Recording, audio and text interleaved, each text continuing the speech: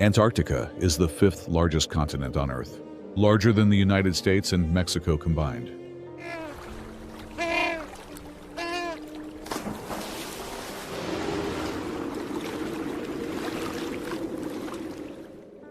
It contains 70% of the planet's fresh water, locked within an ice sheet so thick it could bury the entire Alps mountain range.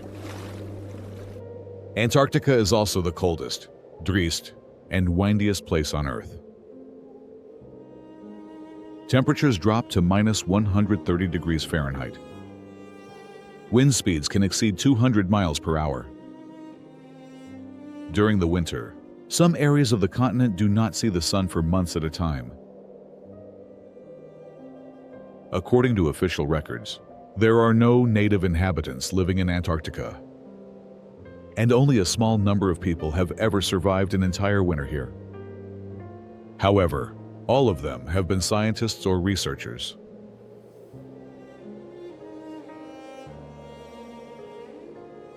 Their survival depends on research stations, structures that represent some of the most impressive engineering achievements in human history. Take the Halley VI Research Station as an example. This facility sits on the Brunt ice shelf, which constantly cracks and shifts beneath it. So how do you build a solid structure on ice that is continuously breaking apart? The answer is remarkably clever. Halley VI is built on hydraulic legs, equipped with enormous skis. When a crack appears in the ice, they simply use bulldozers to tow the entire building to a safer location. However, structural collapse is not the only fear. Despite being surrounded by frozen water, the greatest danger in these stations is actually fire. Because the air is as dry as a desert, and liquid water is unavailable to fight flames. A fire in winter, when rescue planes cannot land, is a death sentence. Next is the McMurdo Research Station. It is the most notable human settlement in Antarctica. Operated by the United States, it hosts between 500 and 1,000 people each summer. And it is not just a research outpost, it is a fully functioning town. There are automated teller machines, a hospital, convenience stores, and a gym. But interestingly, one of the most important pieces of equipment for maintaining morale at McMurdo is the Frosty Boy soft serve ice cream machine. In a place completely deprived of sensory stimulation, the texture and sweetness of Frosty Boy becomes a major obsession. But this is not just about morale, it is about biology. To maintain body heat in this climate, a human needs to consume between 4,000 and 5,000 calories per day. The high fat content of the ice cream provides essential fuel for the body's internal furnace. Alongside the physical demands, scientists have documented a phenomenon called polar T3 syndrome, a state of mental impairment caused by cold and isolation, known as the Antarctic Stare. To counteract this, residents rely on the greenhouse. This hydroponic vegetable facility produces fresh lettuce and cucumbers, but its true value lies in its psychological benefits. A humid, oxygen-rich room filled with fragrance and bright light. McMurdo also has the only waste processing facility on the entire continent. This is absolutely necessary because supplies arrive only once a year. The vehicles that transport these supplies use a special fuel blend called AN8 or JP8, which contains anti-freezing additives. Engines cannot be started directly. They must be kept warm with engine block heaters and battery blankets. Otherwise, metal components will crack from thermal shock during startup. Just as the machines require strict protocols, so does the human body. The golden rule of personal survival here is sweat is death. If you work hard and sweat into your clothes, that moisture will freeze instantly when you stop moving, leading to rapid hypothermia. Therefore, survival gear is designed in layers that can be constantly adjusted to prevent sweating before it starts. But survival is not only about keeping the heaters running. For the scientists who live here, the ice is not just a barrier, it is also a hard drive. A 34-million-year-old record of every breath the Earth has ever taken.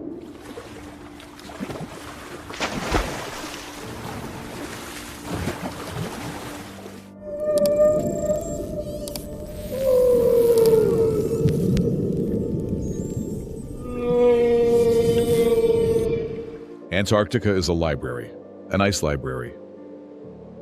Snow falls on Antarctica year after year and is compressed under its own weight. Each layer represents a year, like the growth rings of a tree. Scientists drill down and extract long cylindrical columns called ice cores that contain a frozen history of our planet.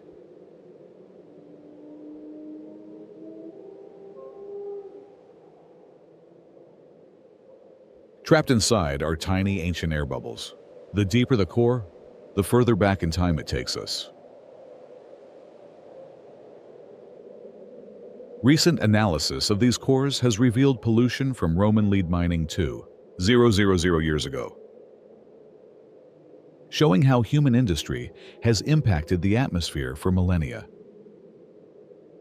To protect this irreplaceable history, scientists have established the Ice Memory Sanctuary at Concordia Station, storing heritage ice cores in a cave at -58 degrees Fahrenheit to preserve them for future generations. Even if the original glaciers melt, while scientists drill deep to find the past, sometimes the ice itself does the work for us, acting as a massive, frozen conveyor belt that delivers treasures from outer space directly to our feet. Most of Antarctica is covered in bright, reflective snow. But in some places, strong winds blow that snow away, revealing a surprising sight. Fields of blue ice. This ice was originally ordinary snowfall, compressed until the air bubbles were forced out. When no new snow covers the surface, light penetrates deeper, and the ice absorbs red and yellow wavelengths, causing it to glow an otherworldly blue. These blue ice areas are meteorite hunting grounds. Since the dark rocks cannot sink into the ice sheet acts as a conveyor belt, depositing thousands of meteorites from Mars and the Moon right on the surface for scientists to pick up. Then there is Mount Erebus, standing 794 meters high on Ross Island, is the southernmost active volcano on Earth. It presents a duality of fire and ice that is unmatched elsewhere, serving as a towering sentinel over the McMurdo Sound. The summit crater hosts a persistent phonolithic lava lake, one of only a handful in existence globally. This bubbling cauldron of molten rock operates at temperatures of around 832 degrees Fahrenheit, while the air temperature just meters away often drops to -58 degrees Fahrenheit. The juxtaposition of magma churning against the backdrop of the polar night is a defining image of Antarctic volatility. The most alien aspect of Erebus lies in its ice fumaroles. Volcanic gases vent from the flanks of the mountain, and in the freezing air, the steam condenses and freezes instantly, building massive, hollow ice towers that can reach 10 meters in height. These chimneys smoke constantly, releasing steam into the polar sky. Beneath these towers lie complex ice cave systems, melted out by volcanic heat. Inside these caves, the temperature can remain a steady, balmy 77 degrees Fahrenheit, creating a humid, dark biosphere where unique microbial communities and potentially unknown oligotrophs thrive. These warm caves in the heart of the frozen continent are currently being studied for DNA sequences that do not match known surface organisms, suggesting a divergent evolutionary path. Did you know that beneath Antarctica lies a network of thousands of rivers and lakes forming an interconnected drainage system? Some lakes beneath the ice contain as much water as large reservoirs in the United States. When they drain, the process happens very quickly. In some cases, billions of gallons of water are released in just a few days, equivalent to a large portion of the water from a lake like Lake Mead, moving unseen beneath the ice. This water can flow hundreds of miles across the continent. As water redistributes below, the ice above responds. The surface rises and falls by several yards as pressure changes underneath, like weight shifting across a frozen shell. We have barely touched this world directly. If you add up all the places where humans have physically reached beneath the ice, Their total area would be about the size of a basketball court. The McMurdo Dry Valleys present the most striking geological and visual contradiction on the continent. A place in Antarctica that is almost entirely free of ice. Spanning an area of approximately 800 square kilometers, this region is the largest ice-free area on the continent. It is a high-elevation polar desert where the primary force shaping the landscape is not glaciers, but wind.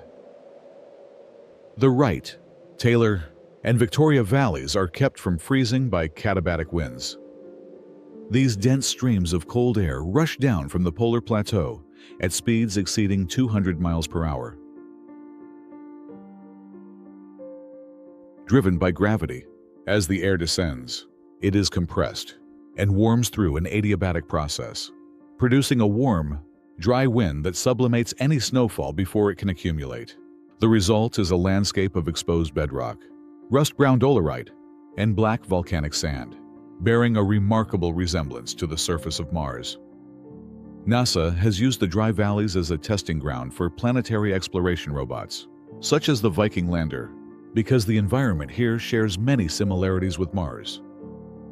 Located at the upper reaches of Wright Valley, the labyrinth is a vast network of channels, canyons, and sinkholes carved by erosion deep into the dolerite bedrock.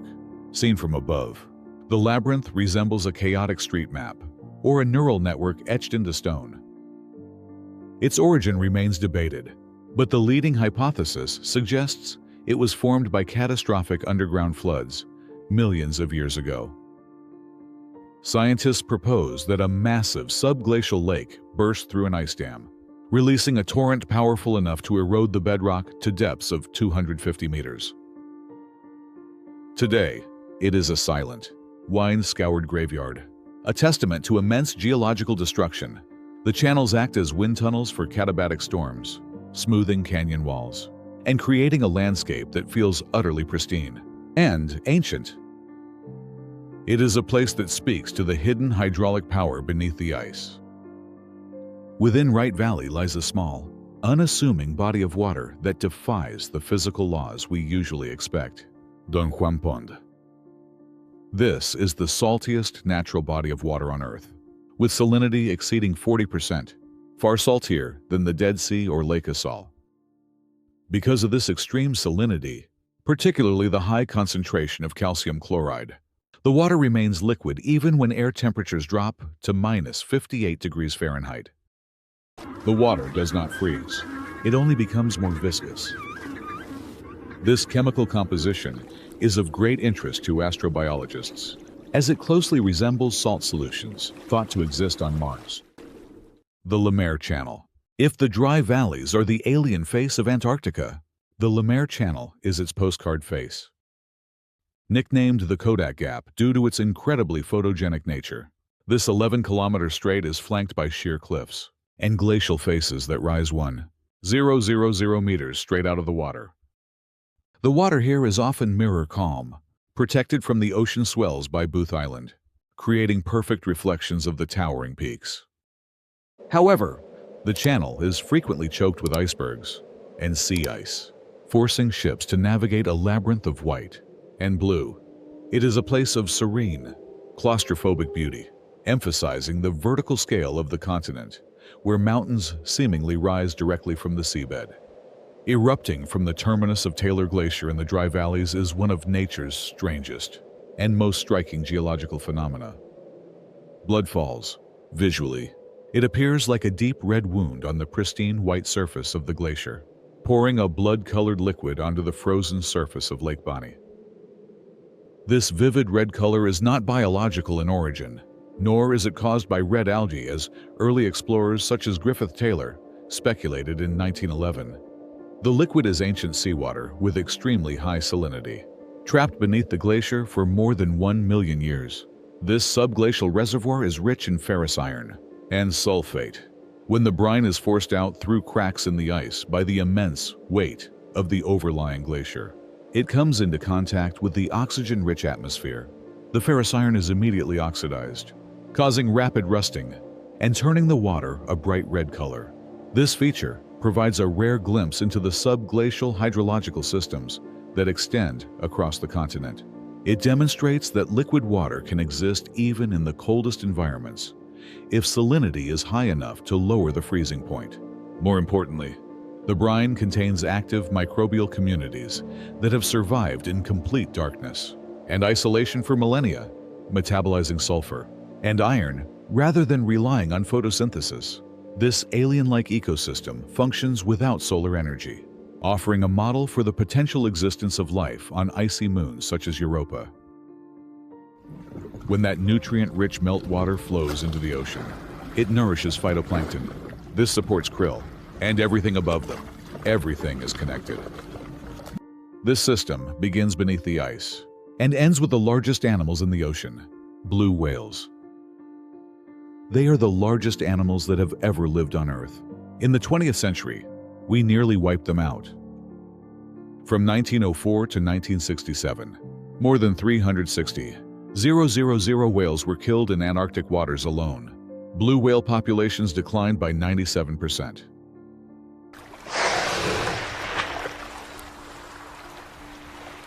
Blue whales are recovering, but problems remain. We still do not fully understand them. Where they breed, how they migrate, and what conditions they need to survive in a rapidly changing ocean.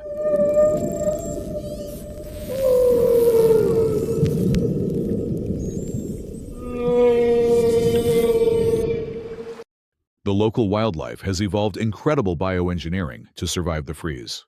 The notothenoid fish, commonly called ice fish, have antifreeze glycoproteins in their blood that physically bind to ice crystals, preventing them from freezing solid in the -28°F water. Their blood is clear because they have no red blood cells or hemoglobin. Instead, they absorb oxygen directly through their skin and have oversized hearts to pump their thin blood. This is evolution pushed to its absolute limits. Emperor penguins survive the -58°F winter through the huddle, a social rotation where birds take turns standing in the warm center. The temperature difference between the outside and inside of a huddle can be over 60°F. They also use countercurrent heat exchange in their legs, cooling their blood before it reaches their feet so they don't melt the ice they stand on or lose body heat. Their feet stay just above freezing, while their core body temperature remains at 100°F. Emperor penguins are also the only warm-blooded animal that breeds during the Antarctic winter, enduring months of darkness and brutal cold while incubating a single egg.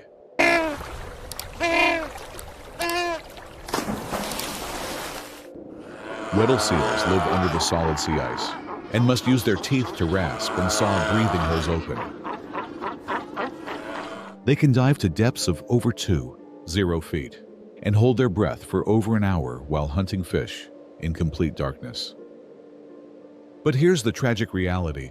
A seal that loses its teeth to this grinding work will lose its ability to breathe and will perish.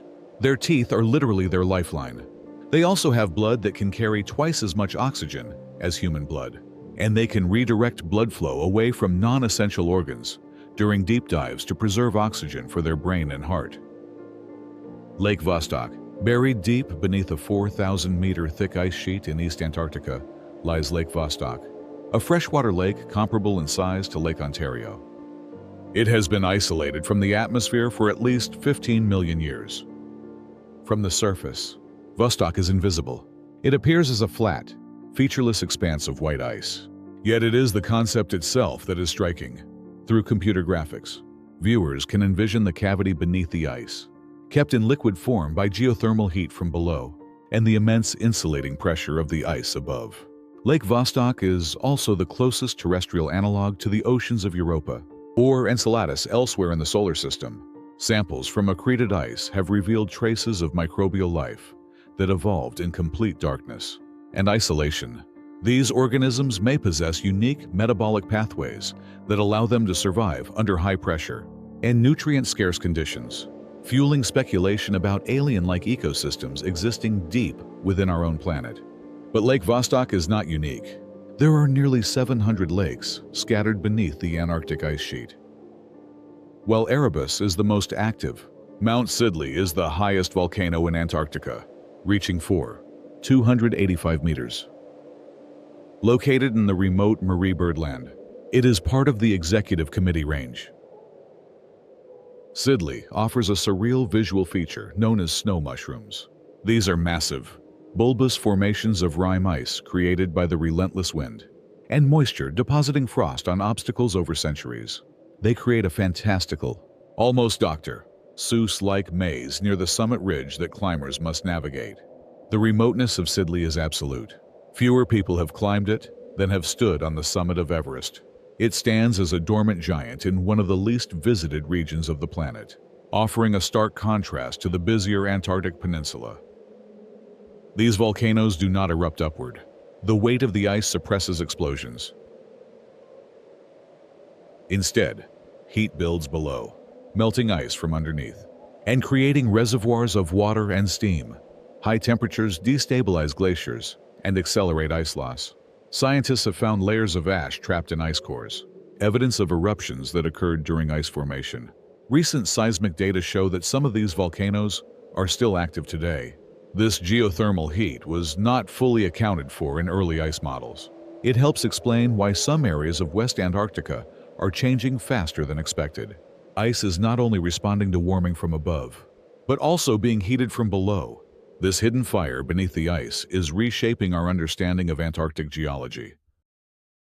Beneath the thickest part of the East Antarctic ice sheet lie the Gomburtsev subglacial mountains, a range often compared to the European Alps in size and topography. These are ghost mountains, completely buried by ice, with peaks rising to 3,000 meters and valleys plunging deep into the crust. Yet absolutely nothing disturbs the flat surface of the ice sheet above. Their existence contradicts geological norms. Usually, mountains of this size are worn down by erosion or formed by recent tectonic activity. The Gomburtsevs are ancient, seemingly preserved in a deep freeze for hundreds of millions of years. They are believed to be the nucleation point where the East Antarctic ice sheet first began to form 34 million years ago. The ice sheet grew from these peaks, eventually burying them entirely, protecting them from the erosion that would have otherwise erased them.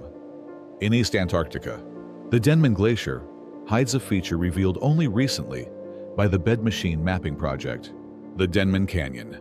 This trough plunges 500 meters below sea level. This makes it the deepest point on continental Earth, deeper than the Dead Sea, deeper than the Grand Canyon. The canyon is filled with ice, but the sheer verticality of the bedrock trough is terrifying to contemplate. If the ice were removed, it would be a canyon with walls kilometers high. This location is critical for climate stability. The retrograde slope, getting deeper as it goes inland, means that if warm ocean water breaches the lip of the canyon, it could trigger a runaway collapse of the glacier, potentially raising global sea levels by nearly 1.5 meters. Antarctica is technically a desert, yet it possesses a river. The Onyx River is the longest in Antarctica, stretching approximately 32 kilometers. The Onyx is unique because it is ephemeral. It flows only during the few weeks of the austral summer, late November to January, and flows away from the ocean, an example of endorheic drainage, terminating in Lake Vanda. For most of the year, the riverbed is a dry, brown scar of gravel, but as the summer melt begins, it transforms into a rushing stream capable of supporting rafting researchers. While it supports no fish, the river is home to extensive algal blooms that paint the riverbed in vibrant oranges and greens during the flow season. This burst of color contrasts sharply with the stark gray of the valley floor, providing a visual metaphor for the pulse of life that awakens during the brief Antarctic summer. In the South Shetland Islands, offers a maritime narrative of catastrophe and resilience. It is the caldera of an active volcano that collapsed and flooded, creating a horseshoe-shaped natural harbor. Ships navigate into the center of the volcano through a narrow passage called Neptune's Bellows. The shorelines here steam with geothermal heat. Visitors can dig a hole in the black volcanic sand and find hot water rising to mix with the freezing Antarctic Ocean, allowing for a surreal hot tub experience At the edge of the world, the island is also a graveyard of industry. Rusting boilers and whale oil tanks from early 20th century whaling stations stand as ghostly monuments on the beach. These structures were damaged by volcanic eruptions in the late 1960s, which forced the evacuation of British and Chilean stations. The ruins are slowly being buried by volcanic ash, preserving a moment in time when humans tried and failed to tame this volatile island. And then there is the Wilkes Land Gravity Anomaly, a circular structure, 186 miles wide, buried deep beneath East Antarctica. Its origin is still debated. It may be one of the largest impact scars on Earth, potentially from the asteroid that caused the Permian-Triassic extinction, the worst mass extinction in Earth's history that killed 96% of all marine species and 70% of terrestrial vertebrate species. Or it may be something else entirely. Whatever it is enormous and hidden. The gravity measurements suggest a massive, dense object beneath the ice, but without drilling through miles of ice, we cannot know for certain what created this anomaly. The scale of the Ross Ice Shelf is difficult to comprehend. It is a floating slab of ice the size of France. It acts as a massive buttress for the glaciers flowing from the interior. The spectacle here is the cliff face, a vertical wall of ice rising 15 to 50 meters above the sea, stretching for hundreds of kilometers. This is the Great Ice Barrier that stopped early explorers like Ross and Shackleton in their wooden ships. It is a dynamic boundary where the continent meets the ocean, constantly calving massive tabular icebergs that can be miles long and perfectly flat on top. Paradise Bay is one of the few places on the peninsula where cruise ships can stop and passengers can set foot on the continent proper, not just an island. It is a natural amphitheater of glaciers surrounding a calm bay dotted with icebergs. The silence here is the defining feature, broken only by the crack of calving glaciers and the breath of whales. It offers a quintessential Antarctic experience, towering ice cliffs reflecting in dark water, gentoo penguins on the shore, and the sheer magnitude of the glacial flow entering the sea. The bay is often filled with bergibits and growlers, small chunks of ice that hiss as they melt, releasing ancient air bubbles. Port Lockroy on Gudea Island is a collision of human history and wildlife, a former British secret base during World War II, and later a research station. It is now a museum and the world's southernmost post office. The station is surrounded by a thriving colony of gentoo penguins who are notoriously unfazed by human presence, often nesting directly on the footpaths and doorsteps of the buildings. This location highlights the intersection of tourism, heritage, and nature, allowing visitors to send a postcard from the end of the world while stepping over a penguin. Did you know that, to cope with darkness and isolation, communities in Antarctica have developed some unusual traditions? When temperatures drop to -100 degrees Fahrenheit, a select group of people take on the challenge known as the 300 Club. They raise the sauna temperature to +200 degrees Fahrenheit. After enduring the intense heat, they run out into the -100 degree Fahrenheit darkness, wearing only boots and sometimes a scarf. They run a loop around the geographic South Pole marker and then return. The 300 degree temperature shock is considered a badge of honor, held on the winter solstice. This is Christmas in Antarctica. It marks the turning point when the sun slowly begins to return. Stations exchange greetings. Chefs prepare lavish meals using the last remaining luxury supplies from the ice, such as lobster and steak, and it serves as a crucial morale-boosting event. The Thing Marathon is a dark tradition among winter overcrews, who often watch John Carpenter's film The Thing, a horror movie about an alien assimilating a crew in Antarctica, shortly after the last flight departs to avoid the cold, or during the midwinter celebration. It is a way of using dark humor to cope with their own isolation. Another popular activity is that bases across the continent compete to make short films within 48 hours. This encourages creativity and connection between stations during the long, lonely winter months. So why are nations racing to build research stations, conduct surveys, and establish a presence across Antarctica? Because hidden deep beneath the ice lies the real value Antarctica has deep geological similarities to South America, Africa, India, and Australia. Continents rich in coal, oil, metals, and rare elements. Geological surveys indicate vast resources buried beneath the ice, potentially worth trillions of dollars.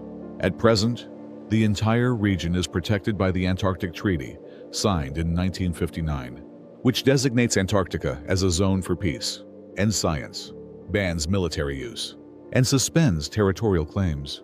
But that ban may be reconsidered in 2048, and that review could open the door to exploitation. Some nations have already begun to act. Russia has conducted large-scale seismic surveys and mapped potential oil and gas resources in Antarctic waters. China is rapidly expanding its Antarctic research program, building year-round research stations, and investing heavily in logistics, mapping, and polar research. Meanwhile, the United States Antarctic program is facing aging infrastructure, funding uncertainty, and increasing pressure to prioritize other areas. We have journeyed through some of the most spectacular places in Antarctica, from the walking buildings of Halley VI to the hidden ocean of Lake Vostok, from the antifreeze blood of icefish to the deepest canyon on Earth, from volcanic ice caves harboring unknown life to ghost mountains buried for millions of years. Antarctica is not just a frozen wasteland.